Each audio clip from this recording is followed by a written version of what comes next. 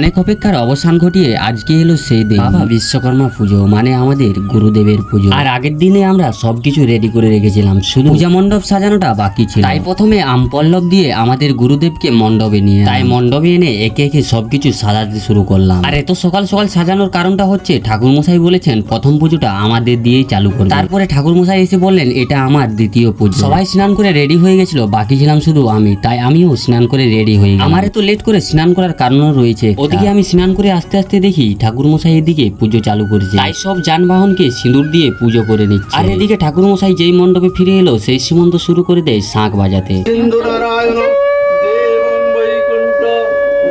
দেখতে দেখতে ঠাকুর মশাই আরতিও শুরু করে ফেললেন। আর এইদিকে সবাই আরতি কমপ্লিট হওয়ার পর আরতির তাপ যে যার মতন করে নিয়ে নিচ্ছে। যাই হোক, আমাদের পুজো প্রায় কমপ্লিটের মুখে, কিন্তু একটা জিনিস বাকি রয়ে গেল, যেটা হচ্ছে যজ্ঞ। তো চলো আজকের মতন ভিডিওটা এখানে শেষ করছি, কালকে যজ্ঞ হবে সময় আবার একটা নতুন ভিডিও বানাবো।